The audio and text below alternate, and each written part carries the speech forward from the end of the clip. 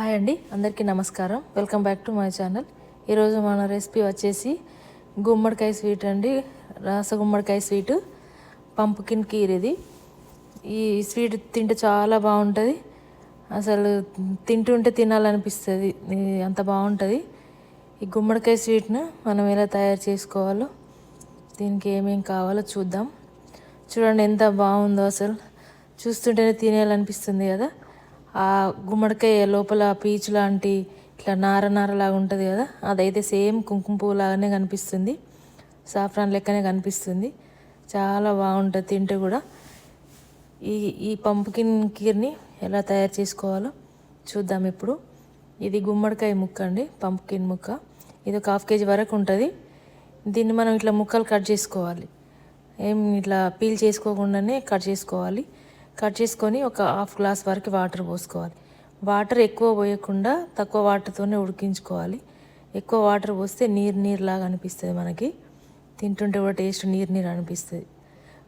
Water పోసుకొని 1/2 glass మూత పెట్టుకొని ఉడికించుకొని పక్కన పెట్టుకోవాలి. ఇప్పుడు పాలు వేడి చేసుకోవాలి. దానికోసమే పాలు చూడండి, ఇక్కడి పాలు అయితే చాలా చిక్కగా ఉంటాయండి. యూఎస్లో పాలు చాలా చిక్కగా ఉంటాయి. మన పాలు మనం బర్రె దగ్గర మన ఇంట్లో పాలు కూడా ఇట్లా అనిపించవు, ఇంత చిక్కగా అయితే అనిపించవు. ఇక్కడ వాటికి మేత ఏమి వేస్తారో ఆవులకి గేదెలకి అంత చిక్కగా ఎట్లా వస్తాయో పాలు అసలు అర్థం కాదు. చాలా చిక్కగా ఉంటాయి పాలు. అవెన్లో వేడి చేసుకుంటున్నాను నేను. ఒక 11 minutes పెట్టుకుంటే సరిపోతుంది, వేడైతాయి. ఇప్పుడు ఈ లోపు మనకి గుమ్మడికాయ ముక్కలు ఉడికిపోయినాయి, పొట్టు తీసి పెట్టుకుందాం.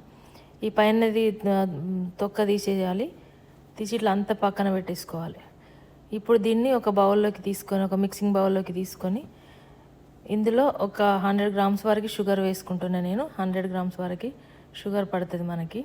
ఈ గుమ్మడికాయ కూడా చాలా స్వీట్గానే ఉంది. మనం మామూలుగా ముక్క తిని చూస్తే ఉడికిన తర్వాత చాలా స్వీట్గా అనిపించింది. అది 100 grams వేస్తున్నా, సరిపోకపోతే మళ్ళీ కొంచెం వేసుకుందాం మనం. ఇట్లా షుగర్ వేసుకొని మొత్తం మ్యాష్ చేసుకోవాలి. ఇట్లా ముక్కలు లేకుండా ఇలా మ్యాష్ చేసుకోవాలి. చేసుకున్న తర్వాత మనది చేసిన తర్వాత మ్యాంగో ప్యూరీ లాగా ఉంది సేమ్. మనం మ్యాంగో ప్యూరీ చేస్తాం కదా ఐస్ క్రీమ్ కోసం, దానికి దీనికి జామ్ కోసం చేసుకుంటాం కదా, అట్లా కనిపిస్తుంది. చూస్తేనే తినేయాలి అనిపిస్తుంది. ఇట్లా అయిపోయింది. స్పూన్ తోటి ఓన్లీ, నేను మిక్సీలో కూడా వేయలేదు. స్పూన్ తోటి అనుకుంటే సరిపోతుంది. మనం చేతితో కూడా చేసుకోవచ్చు ఇట్లా.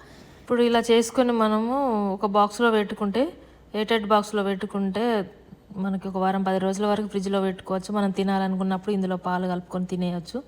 అంత బాగుంటుందండి ఇది గుమ్మడికాయ స్వీటు, పంప్కిన్ కీర్. రేపు పొద్దున పూజ ఉండే ఇంట్లో, అందుకని నేను ఇప్పుడు సాయంత్రం ఇట్లా తయారు చేసి పెట్టుకున్నా, పొద్దున్నే పాలు కలపడం కోసమని. కానీ మీరు అందరు క్షమించాలి, ఈ పాలు కలిపేటప్పుడు వీడియో చేయలేదండి. పిల్లలు పొద్దున్నే కలిపేసిండ్రు. ఇందులో 1/2 లీటర్ వరకు పాలు పట్టినాయి. 1/2 లీటర్ పాలును కండెన్స్డ్ మిల్క్ వేసుకున్నారు. 100 grams వరకు వేసిండ్రు. మనకి అవి కూడా అవసరం లేదండి, పాలు బాగా మరిగించి వేసుకుంటే కండెన్స్డ్ మిల్క్ కూడా అవసరం లేదు. ఒక 10-15 బాదం పప్పులు, జీడిపప్పులు మిక్సీలో ఇట్లా అంటే రోట్లో వేసి బరకగా దంచి ఇందులో వేసుకున్నాము. ఇదైతే పిల్లలు వీడియో తీయలేదు, నేను పూజ దగ్గర అటు ఇటు చూస్తుంటే కలిపేసిండ్రండి. పాలను బాగా మరిగించి చల్లార్చుకున్న తర్వాతనే కలుపుకోవాలండి. వేడి పాలు కలిపితే కూడా విరిగిపోతాయి, పాలలో ఉడికిస్తే కూడా విరిగిపోతాయి పాలు. ఈ వీడియో కనుక మీకు నచ్చినట్లయితే లైక్ చేయమని అడగనండి, నేను పూర్తి వీడియో చూపించలేకపోయాను. మీరైతే గుమ్మడికాయ దొరికితే ఒకసారి ట్రై చేయండి. Thank you for watching.